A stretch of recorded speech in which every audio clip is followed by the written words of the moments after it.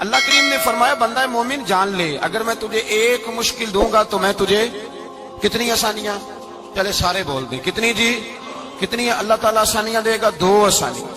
ہم لوگ اچھا جب ہمارا ذہن بن جاتا ہے نا کمزوری کا، ہمارا جب مزاج بن جاتا ہے مایوسی کا، پھر معاملہ ذرا ہمارے لیے گمبھیر ہو جاتا ہے۔ اگر ہم یہ ذہن بنائے نا کہ مشکل میرے اللہ کی طرف سے آئی ہے تو وہ مجھے آسانی بھی ضرور عطا کرے گا، تو پھر اللہ ضرور ہی آسانیاں عطا فرماتا ہے۔ اور جو مشکلات زندگی میں آتی ہیں نا، حضرت مولا علی شیر خدا رضی اللہ تعالیٰ عنہ کا بڑا خوبصورت فرمان ہے۔ حضرت علی فرماتے ہیں جب تجھے مشکل آتی ہے تو وہ تجھے رب کا پتہ بتانے آتی ہے، وہ تجھے اللہ کا پتہ بتاتی ہے۔ اس لیے کہ جب تو سارے اسباب کر لیتا ہے، جو ضرورت ہوتی ہے پوری کرتا ہے، تندرست ہو کے وہ کام کرتا ہے، پھر بھی کام نہیں ہوتا، تو اس کا مطلب ہے کرنے والا تو نہیں، کرنے والا کوئی اور ہے جو کام کرنے والا، کوئی اور ہے۔ تو عزیز بھائی یاد رکھیں، ہر مشکل کے ساتھ اللہ نے آسانی رکھی ہوتی ہے۔ اگر اللہ تبارک و تعالیٰ بیماری عطا کرے تو اس کے ساتھ اللہ پھر جو تندرستی دیتا ہے وہ بھی بڑی اعلیٰ عطا فرماتا ہے۔ اگر اللہ کبھی غربت دے تو پھر اس کے بعد جو اللہ تعالیٰ آسانی دیتا ہے وہ بھی بڑی اعلیٰ عطا فرماتا ہے۔ اگر کہیں سے آپ کو دکھ ملتے ہیں تو پھر جب سکھوں کا وقت آتا ہے تو پھر گنے نہیں جاتے۔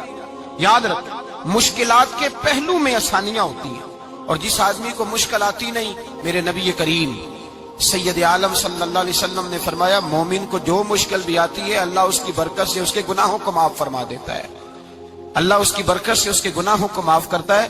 یہاں تک کہ حضور نے فرمایا میرے مومن کو کانٹا بھی چبھے تو اللہ تعالیٰ اس کی مشکل کو آسان فرما دیتا ہے۔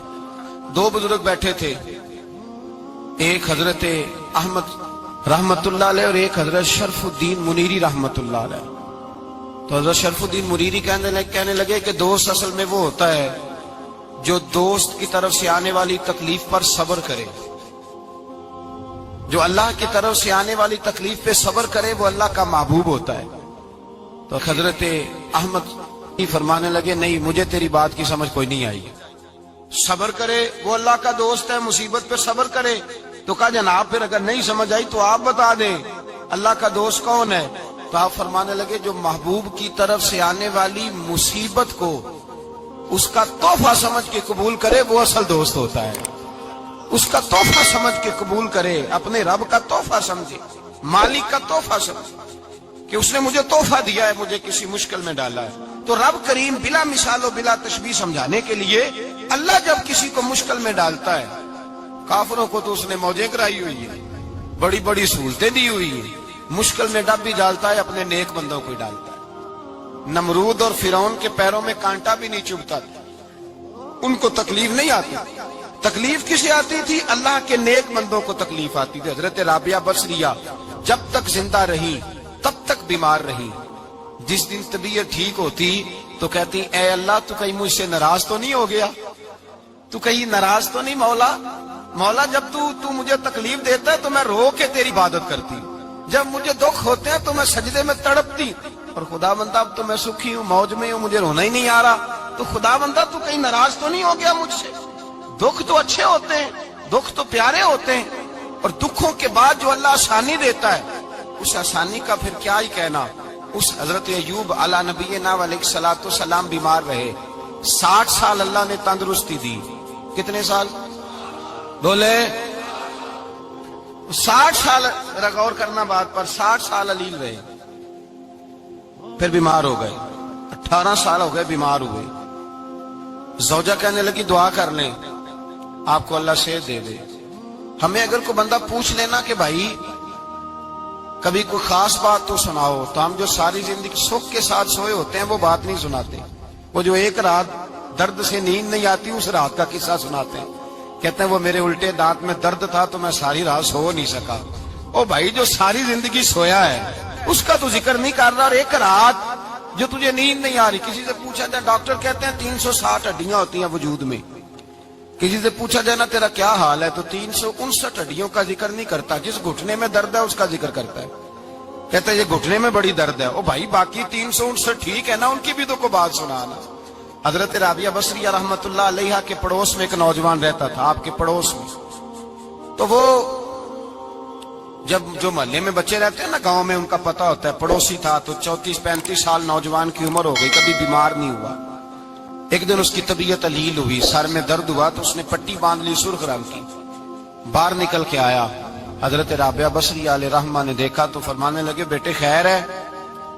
لگا جی اماں جی سر میں بڑی درد ہے۔ آپ فرمانے لگے کتنی عمر ہو گئی؟ کہنے لگا 34-35 سال۔ فرمانے لگے پہلے تو کبھی درد نہیں نہ ہوئی؟ کہنی اماں جی آج ہی ہوئی ہے۔ تو آپ فرمانے لگے 34 سال اللہ نے صحت دی ہے، تو نے شکر کی ایک پٹی بھی نہیں باندھی، اور آج درد ہوئی ہے تو شکوے کی پٹی تو نے فوراً ہی باندھ لی ہے، کوئی شکر کی پٹی بھی باندھنی چاہیے۔ حضرت ایوب 18 سال بیمار رہے، زوجہ کہنے لگی دعا کر لو، تو آپ فرمانے لگے بی بی سے کہ صحت کتنی دیر رہی؟ اس نے کہا 60 سال۔ تو آپ فرمانے لگے ذرا بیماری کو بھی 60 سال گزر لینے دو، پھر دعا بھی کر لیں گے۔ یہ دعا کی، اللہ یہ لفظ کہے اللہ نے صحت دے دی، تندرستی آ گئی۔ ایک دن گھر میں بیٹھے بیٹھے زوجہ کہنے لگی کہ ایوب یہ بتاؤ دکھ اچھے کہ سکھ؟ آپ فرمانے لگے سارے دن ہی اللہ کے ہیں، پر دکھ بڑے اچھے تھے۔ مجھ سے پوچھو تو دکھ بڑے اچھے تھے۔ کہا کس طرح؟ تو حضرت ایوب فرمانے لگے جب میں بیمار تھا تو 24 گھنٹے میں ایک دفعہ میرا رب میرا حال پوچھا کرتا تھا، ایک دفعہ میرا اللہ پوچھتا تھا ایوب تیرا حال کیا ہے؟ فرماتے ہیں 12 گھنٹے تو لذت ہی رہتی تھی کہ میرے رب نے میرا حال پوچھ لیا، اور اگلے 12 گھنٹے میں انتظار کرتا تھا مالک حال دوبارہ کب پوچھے گا۔ فرمانے لگے اب صحت تو ہو گئی ہے، پر اب میرا رب میرا حال تو نہیں نہ پوچھتا۔ بھائی مشکلات جو ہوتی ہیں وہ تو تجھے سجا دیتی ہیں، سوار دیتی ہیں، تجھے یاد آتا ہے کوئی اپنا۔ جب تجھے درد ہوتی ہے نا، تکلیف ہوتی ہے، پھر تیرا دل کرتا ہے کوئی کندھا ملے جہاں میں سر رکھ کے رہوں۔ پھر اسی لیے تو کسی درویش سے کسی نے پوچھا تھا اپنا کون ہوتا ہے؟ تو کہا جو تجھے دکھ کے وقت یاد آئے وہ تیرا اپنا ہے، جو تجھے عین آزمائش کے وقت یاد آئے اور تجھے اس کا نمبر فوراً تیرے موبائل پہ چلنے لگے وہ تیرا اپنا سجن ہے، جس کو تو دکھ کے وقت یاد کرے۔ تو بھائی مشکلات کے بعد جو اللہ آسانی دیتا ہے، حضرت ابراہیم کو آگ میں بھی پھینکا گیا، حضرت ابراہیم علیہ السلام کو ستایا بھی گیا، نکالا بھی گیا، لیکن جب ان مشکلات سے گزرے تو میرا رب فرماتا ہے وَإِذِ ابْتَلَىٰ إِبْرَاهِيمَ رَبُّهُ بِكَلِمَاتٍ فَأَتَمَّهُنَّ قَالَ إِنِّي جَاعِلُكَ لِلنَّاسِ إِمَامًا۔ کہا جب ابراہیم پورے اترے تو پھر ہم نے انہیں امام بنا دیا۔ یا اللہ کس طرح کی امامت دی؟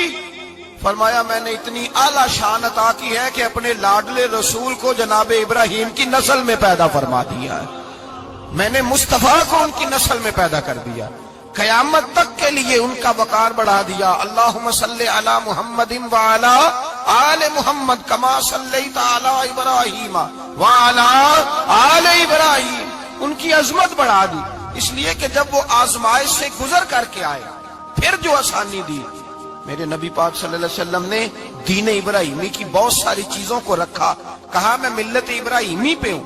جب کوئی مشکلات کو عبور کر کے آتا ہے، جب کوئی تکلیفیں سہ کر کے آتا ہے، اس کے لیے جو اجر ہوتا ہے، اس کے لیے جو پھر اللہ کتنی ذرا بڑی توجہ کیجئے گا۔